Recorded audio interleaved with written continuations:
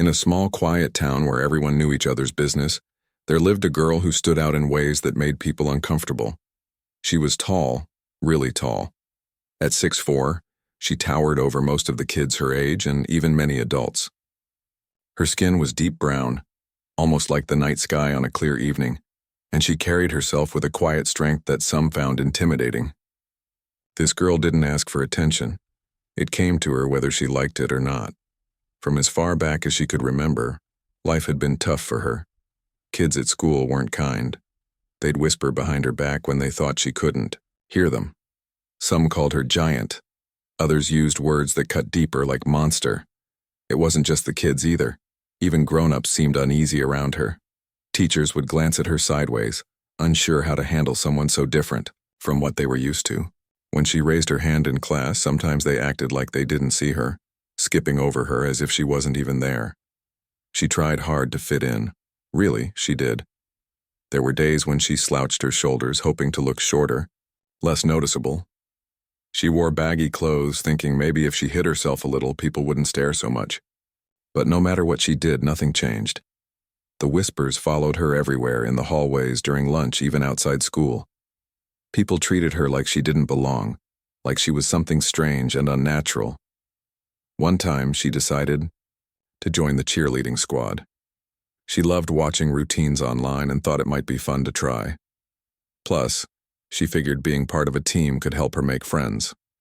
So, she signed up, practiced her moves in front of the mirror at home, and showed up bright and early for tryouts. But as soon as she walked into the gym, the room went silent. A few girls exchanged glances, snickering under their breath. The coach gave her a tight smile and said, "Maybe this isn't the right fit for you." Just like that, she was turned away. It happened again and again. She tried joining the drama club, but someone told her she'd block the stage lights. She wanted to play volleyball. But the coach said her height gave her an unfair advantage. Every door she knocked on seemed to slam shut before she even got a chance to step inside.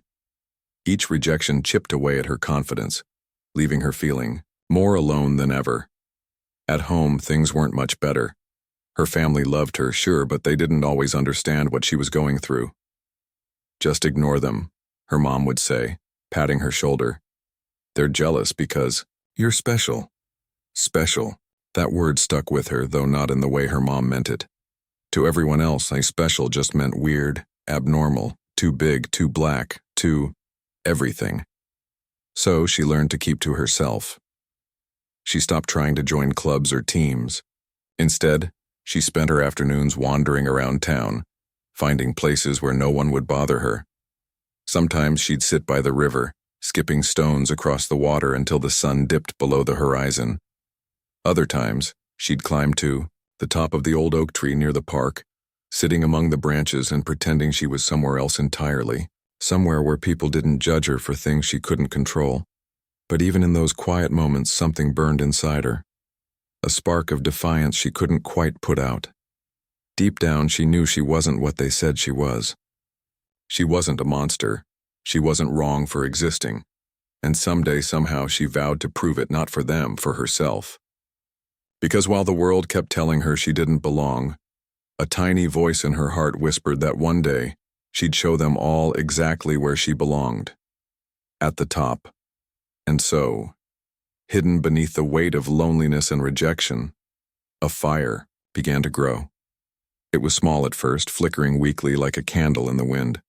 But it was there, stubborn and unyielding, waiting for the moment it could roar to life. Little did anyone know, the girl they dismissed as a monster was about to become something extraordinary. Gym class was always the worst part of her day. It wasn't just because she hated running laps or dodging balls flying at her head. It was the way people acted around her. She could feel their eyes on her, judging every move she made. The whispers started the moment she stepped into the gym, and they didn't stop until she left. Some kids laughed outright, while others pretended not to notice but still found ways to make her feel like an outsider. One particular afternoon, the teacher announced that the class would be playing basketball. Most of the students groaned. They weren't exactly thrilled about running up and down the court in the sweltering heat. But for her, it felt different. Basketball was something she'd watched late at night on TV when she couldn't sleep. She loved how fast-paced it was, how players moved with such precision and skill. She admired the way they seemed to defy gravity, leaping higher than anyone thought possible. Watching those games had given her a strange sense of hope, even if she never imagined herself stepping onto a court. When the teams were picked, no one wanted her. "She'll just get in the way," one boy muttered loud enough for everyone to hear. Another chimed in saying, "Yeah, she's too tall, that's cheating." The teacher hesitated, glancing between her and the other students before finally assigning her to a team. Reluctantly, she joined them, ignoring the eye rolls and sarcastic comments. The game started, and she hung back, unsure what to do. She didn't want to mess up or draw more attention to herself.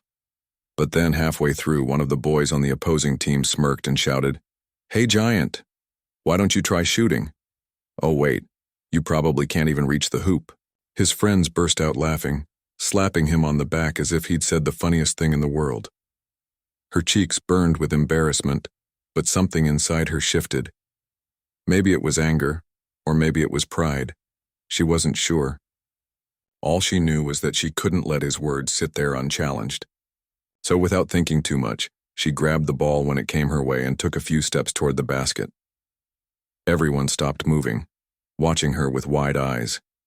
Even the teacher paused mid-whistle, curious about what she was going to do next.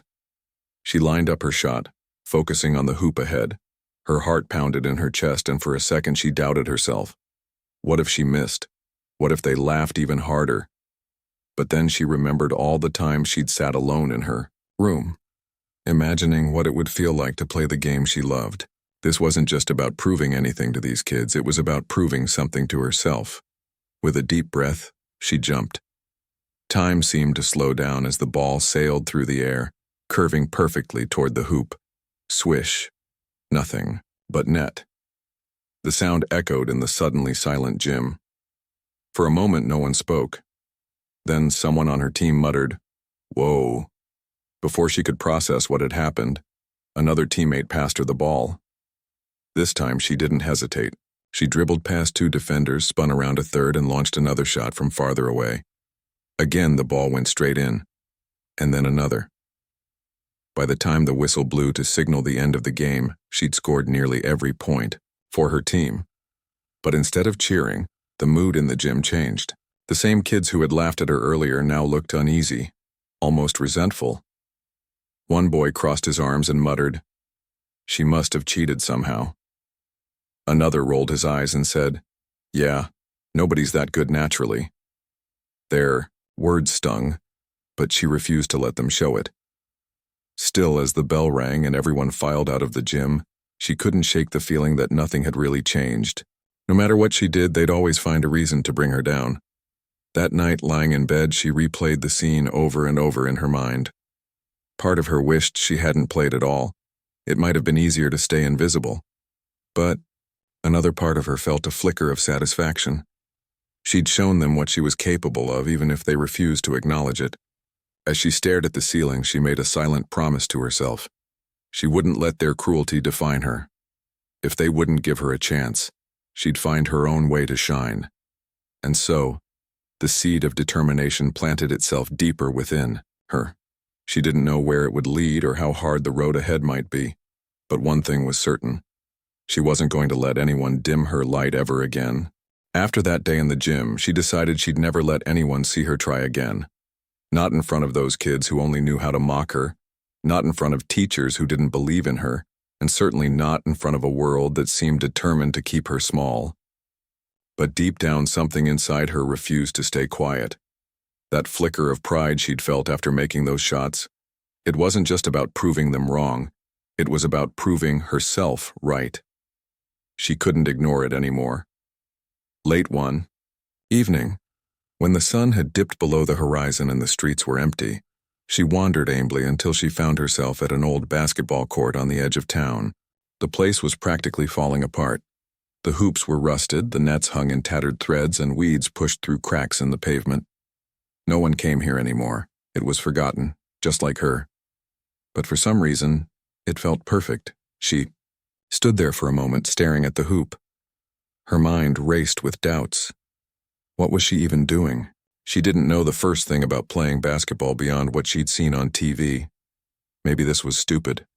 Maybe she should just go home and forget about it. But then she remembered the way the ball had felt in her hands back in the gym. The weight of it, the rhythm of dribbling, the rush of watching it sink perfectly through the net. Something about it had clicked inside her, like finding a missing puzzle piece she didn't know she'd been searching for. So, she picked up the old, weather-beaten ball lying near the bench and gave it a tentative bounce. The sound echoed in the stillness of the night, sharp and clear. She took another step closer to the hoop, bouncing the ball awkwardly as she went. Her first attempt at shooting was terrible. The ball barely grazed the rim before clattering to the ground. She winced, feeling foolish, but instead of walking away, she bent down to grab it and tried again, and again, and again. At first, it was messy. Every missed shot made her want to throw the ball across the court in frustration. Her arms ached, her knees wobbled, and sweat dripped down her face despite the cool night air. But slowly, ever so slowly, things began to change. She started paying attention to how the ball moved in her hands, how her feet shifted beneath her, how timing mattered more than strength. She learned to adjust her grip, to aim higher, to follow through with her wrist. By the time the moon hung high in the sky, she'd managed to make a few decent shots. They weren't perfect, but they were hers. Over the next few weeks, the abandoned court became her secret sanctuary. She'd sneak out after dinner, telling her mom she was going for a walk, and spend hours practicing under the dim glow of a flickering street lamp nearby. At first, she stuck to simple drills, dribbling between her legs, practicing layups, working on her form. But as her confidence grew, so did her ambition. She started experimenting with trickier moves, learning from videos she watched late at night on her phone. She mimicked the pros, copying their crossovers, spin moves, and jump shots. Each new skill she mastered filled her with a sense of accomplishment she hadn't felt in years. Basketball wasn't just about the game anymore. It was about control. For once in her life, she felt like she had power over something. On that cracked court, surrounded by shadows and silence, she wasn't too tall or too different or too much of anything. She was exactly who she needed to be. The ball obeyed. Her commands, the hoop welcomed her shots, and the rhythm of the game drowned out all the noise in her head. But she kept this part of her life hidden. During the day, she stayed invisible, blending into the background at school and avoiding eye contact with anyone who might recognize her. At night, though, she transformed. Under the cover of darkness, she became unstoppable. She imagined crowds cheering for her, imagined opponents stepping aside as she drove past them, imagined the look on those kids' faces if they could see her now. Those fantasies fueled her, pushing her to work harder, run faster, jump higher. One evening, as she practiced alone, a stray dog wandered onto the court. It was skinny, its fur matted and dirty, and it limped slightly as it approached her. She stopped mid-dribble, startled, but the dog didn't seem threatening. Instead, it sat down a few feet away, tilting its head curiously as if wondering what she was doing. For a moment she laughed, a real, genuine laugh, and tossed the ball gently toward the animal. The dog barked playfully and chased after it, tail wagging. That little interaction reminded her why she loved coming here. This place wasn't just a court, it was freedom. Freedom from judgment, freedom from expectations, freedom from the constant, reminders that she didn't belong anywhere else. Here she could breathe, here she could dream, and most importantly, here she could prove, to herself, if no one else, that being different wasn't a curse. It was a gift. As the nights turned colder and the leaves began to fall, she noticed changes in herself. Her arms were stronger, her movements sharper, her reflexes quicker.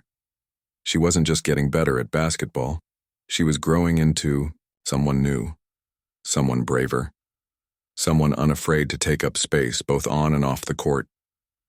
She didn't know where this journey would lead her, but for the first time in a long time, she felt ready to find out. The school announcements crackled over the intercom one morning. interrupting the usual hum of chatter in homeroom. "Attention, students," the voice said, monotone and scratchy. "Tryouts for the varsity basketball team will be held this Friday after school. All interested players are encouraged to attend." The room buzzed with excitement as kids whispered about who might make the team. But she sat quietly, her stomach twisting into knots. She hadn't forgotten what happened last time she'd tried to play basketball in front of people. The laughter, the whispers, the way they dismissed her like she didn't matter, it still stung, even months later. But now, things were different. She wasn't the same girl who'd walked into that gym unsure of herself. Late-night practice sessions had turned her into someone stronger, faster, more confident. Still, doubt lingered. What if they laughed? Again? What if they found another reason to turn her away? For days she wrestled with the decision. Part of her wanted to ignore the announcement altogether, to stay safe in the shadows where no one could hurt her. But another part of her, the part that had grown alongside her skills on the court, refused to let fear win. She thought about all the hours she'd spent honing her craft, all the time she'd pushed through exhaustion because she believed in herself. Wasn't it time to show others what she was capable of? Finally, on Friday afternoon, she showed up at the gym. Her heart pounded as she stepped inside, clutching an old pair of sneakers she'd borrowed from her brother. The other girls were already warming up, stretching and chatting casually like they didn't have a care in the world. When she entered, the noise died down, replaced by awkward silence. Eyes darted toward her, some curious, others hostile. She felt every gaze like a weight pressing down on her shoulders. "Didn't think you'd actually show up," one girl muttered under her breath, just loud enough for her to hear. Someone else giggled nervously. She clenched her fists, fighting the urge to run out the door. Instead, she forced herself to walk to the corner of the court, tying her laces tightly as she tried to steady her breathing. This was her moment, whether they liked it or not. The coach blew his whistle, signaling the start of tryouts. He was a gruff man with a permanent scowl, known around school for playing favorites. As he called out drills, she focused on each task, determined to block out everything else. Dribbling cones, passing accuracy, defensive stances, she nailed them all without hesitation. Her height gave her an edge, allowing her to move quicker than anyone expected and block shots effortlessly. By the time they moved on to scrimmages, she could feel the tension in the air.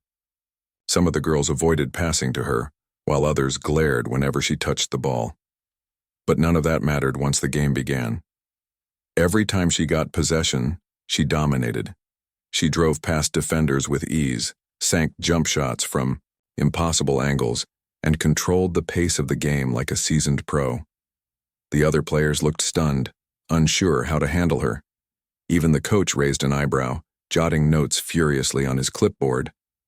For the first time in her life, she felt unstoppable. When the final whistle blew, the gym fell silent again. Everyone stared at her, some in awe, others in disbelief.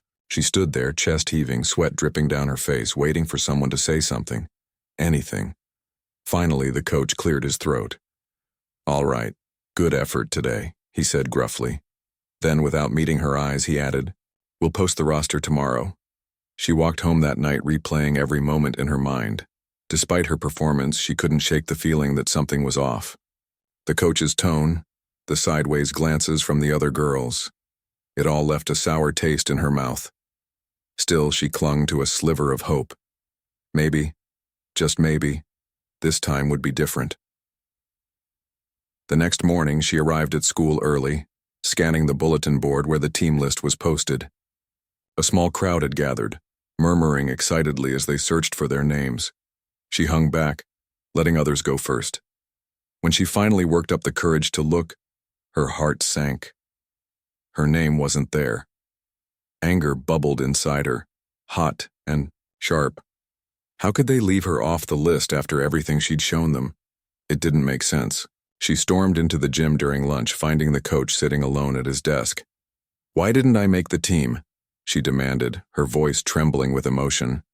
He glanced up, clearly annoyed by the interruption. "You're talented," he admitted reluctantly. But you don't have the right attitude. You need to work on your teamwork skills.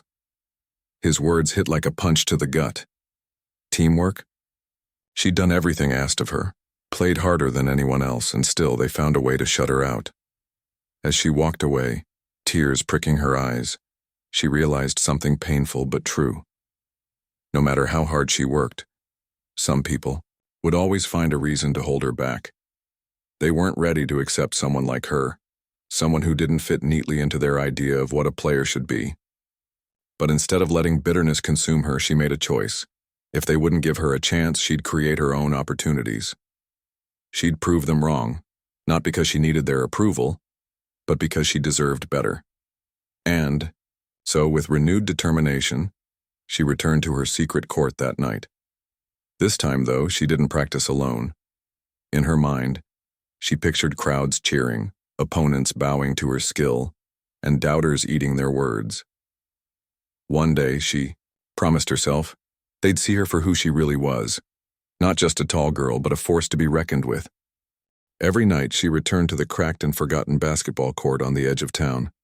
The place had become her refuge, her proving ground, and now, after being cut from the team, it felt more important than ever. Each bounce of the ball echoed louder in the quiet darkness, as if the world itself was listening. She poured every ounce of frustration, every bit of rejection, into her practice. Her movements were sharper, faster, fueled by a fire that refused to die. One evening, just as the sun dipped below the horizon and painted the sky in shades of orange and purple, something unusual happened. As she practiced her jump shots, an older man appeared at the edge of the court. He leaned against the rusted chain-link fence, watching her with keen eyes. At first, she barely noticed him. Her focus was razor-sharp, her mind locked onto the rhythm of the game. But when she finally glanced over, their eyes met, and she froze mid-dribble. The man stepped closer, his gait slow but deliberate. "You've got talent," he said, his voice gravelly but warm. Raw, unpolished, but undeniable. She blinked, unsure how to respond. No one had ever said anything like that to her before, at least not without sarcasm or malice. "Who are you?" she asked cautiously, clutching the ball tightly to her chest. He introduced himself simply as a retired coach who lived nearby. He explained that he'd been watching her for weeks, sneaking glances from his porch whenever she practiced late into the night. He admired her dedication, he said, but he also saw potential she hadn't fully tapped into yet. "You're good," he told her, "but you could be great." At first, she was hesitant. Why would this stranger care about her? What did he want? But there was something genuine in his tone, something honest, that made her guard drop just enough to listen. Over the next hour, he stayed on the sidelines, offering tips and pointers. He showed her how to adjust her footwork for quicker pivots, how to read defenders' movements, and how to use her height as both a shield and a weapon. By the end of the session, she was drenched in sweat, exhausted, but smiling in a way she hadn't in months. That night marked the beginning of a partnership neither of them expected. The retired coach became her mentor, showing up almost every evening to train her. He pushed her harder than anyone ever had, demanding perfection while reminding her to enjoy the process. "Basketball isn't just about winning," he'd say. "It's about finding joy in the grind. If you don't love it, none of this matters." Under his guidance, she transformed. Her skills reached new heights, literally and figuratively. She learned advanced techniques she'd only seen pros execute. Fadeaway jumpers, no-look passes, crossover dribbles so quick they left opponents stumbling. More importantly, though, she began to understand the mental side of the game.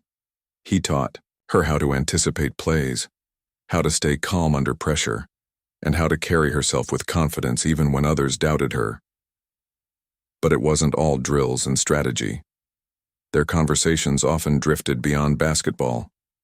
One night, as they sat on the creaky wooden bench near the court catching their breath, he asked her why she played. She hesitated, surprised by the question. "Because I'm good at it?"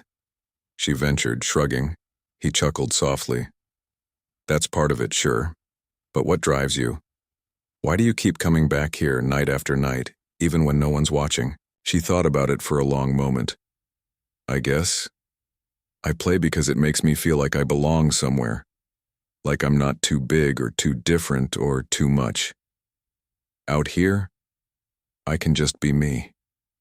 He nodded slowly, as if he'd been waiting for her to say exactly that. Good, he said. Hold on to that feeling. Don't let anyone take it away from you. Not the haters, not the doubters, not even yourself. You're not playing for them. You're playing for you. His words stuck with her, echoing in her mind long after their sessions ended. For the first time, she realized that her journey wasn't just about proving others wrong. It was about embracing who she was, flaws and all, and letting her light shine brightly enough to drown out the noise. As weeks turned into months, word of her progress spread quietly through the neighborhood. People driving past the court late at night would sometimes stop to watch, amazed by the tall girl dominating the hoop with grace and power. Some cheered from their cars, others simply stared in awe. She didn't seek their attention, but she couldn't deny the small thrill of knowing they were seeing her. Not as a monster, not as an outsider, but as someone extraordinary. Her mentor encouraged her to enter local tournaments designed to showcase hidden talents. At first she resisted, afraid of stepping back into a world that had rejected her before.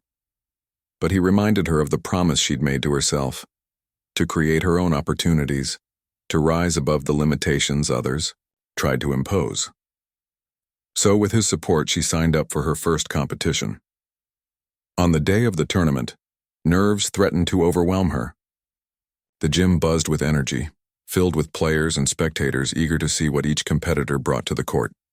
She stood off to the side, tying and retying her laces, trying to calm the storm inside her. Then she heard her mentor's voice behind her. "Remember why you're here," he said firmly. "Not for them, for you." When her name was called, she walked onto the court with her head held high. This time, she wasn't just playing to prove a point. She was playing because she loved it, because it was hers. And as the whistle blew to start the game, she knew this was only the beginning. The local tournament was held in a small, weathered gymnasium that smelled faintly of old sneakers and floor polish. It wasn't glamorous, far from it, but to her, it felt like the biggest stage she'd ever stepped onto. The bleachers were only half filled with spectators, mostly parents cheering for their kids or curious neighbors who'd heard about the event. She didn't know any of them, but as she walked onto the court wearing her worn-out sneakers and a faded jersey borrowed from her mentor, she could feel every pair of eyes on her. At first, the whispers started quietly, just murmurs drifting through the crowd. "Who's that?" someone asked. "She's huge," another replied, loud enough for her to hear. Her stomach tightened, old insecurities creeping back in. For a moment, she felt like the same girl who had been laughed at in high school gym class. But then she remembered why she was here. Not for them, not to prove anything to anyone else. This was her moment, earned through countless nights of sweat and determination. She squared her shoulders, took a deep breath, and focused on the game ahead. Her first match was against a team of older teenagers who looked confident, almost cocky. They sized her up as they warmed up, exchanging glances that made it clear they thought this would be an easy win. She didn't say a word, letting her play speak for itself. When the whistle blew to start the game, she moved with purpose, each step deliberate and calculated. She blocked shots, stole passes, and scored points so effortlessly it left her opponents scrambling. By halftime, the scoreboard told the story. She was dominating. But it wasn't just her skill that caught people's attention. It was her presence. There was something magnetic about the way she carried herself, calm yet fierce, unapologetically owning every inch of the court. Even the crowd began to shift. At first, they were skeptical, whispering comments about how unusual it was to see someone so tall playing so well. But as the game went on, those whispers turned into gasps of amazement, then cheers. By the final buzzer, the once muted audience erupted into applause, clapping not because they pitied her but because they couldn't deny what they'd just witnessed. Greatness. Word spread quickly after that game. People talked about the tall girl who had taken over the court, dismantling teams with precision and grace. Local news outlets picked up snippets of her performance, sharing photos and short clips online.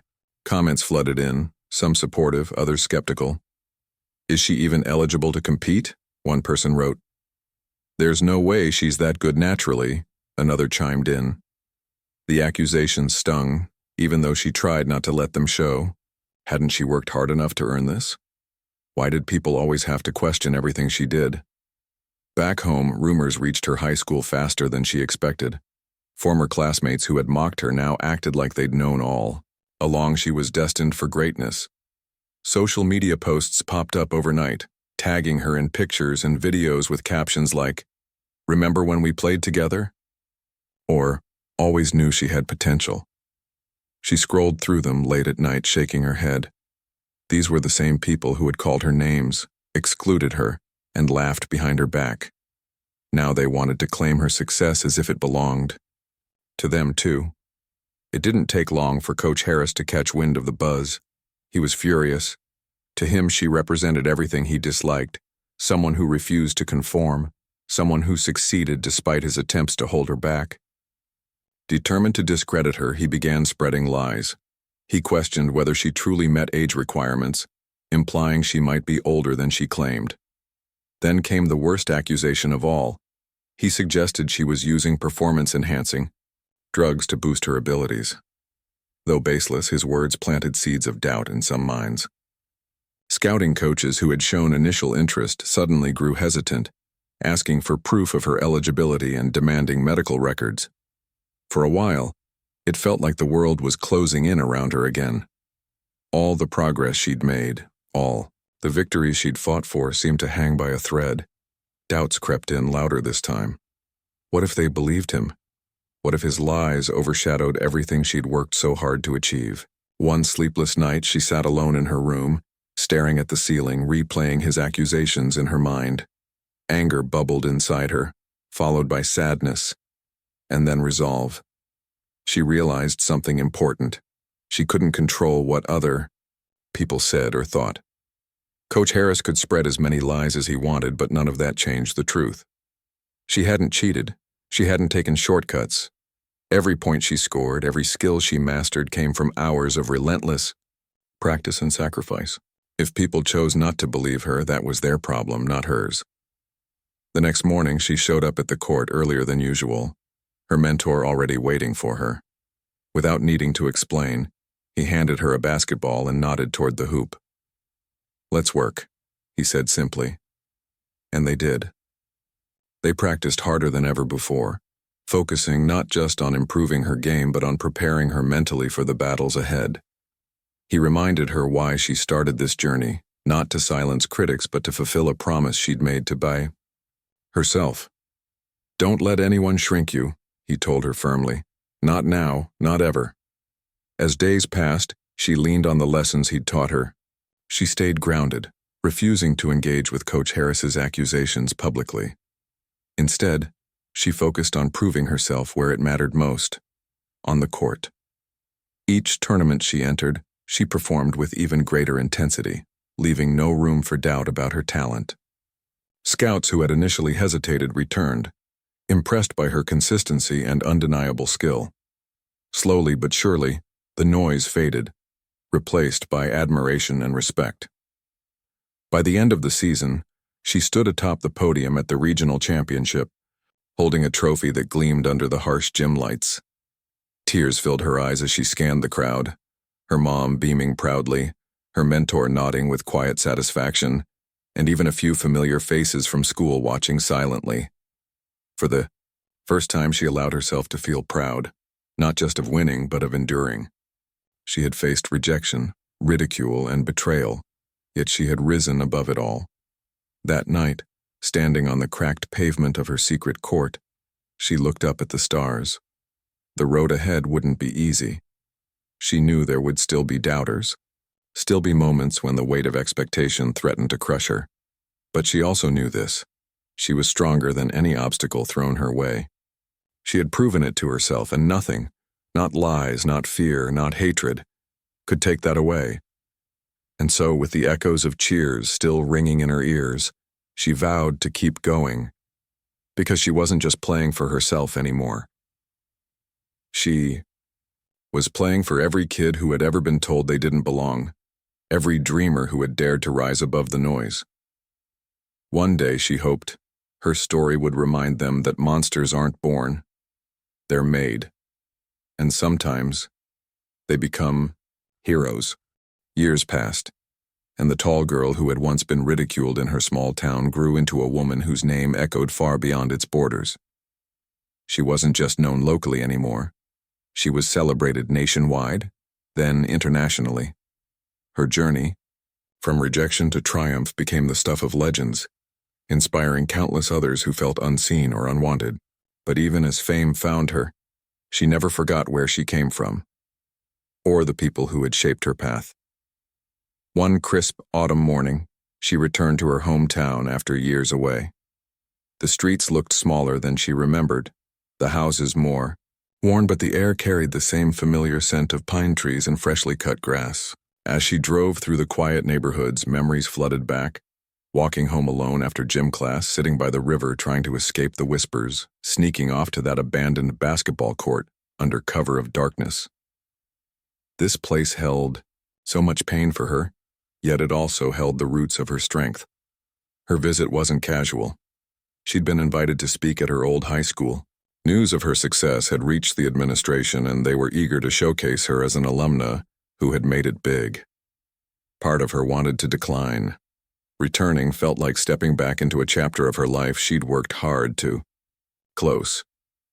But another part of her knew this was important, not for them, but for the kids sitting in those classrooms now, kids who might feel invisible or unworthy just as she once had.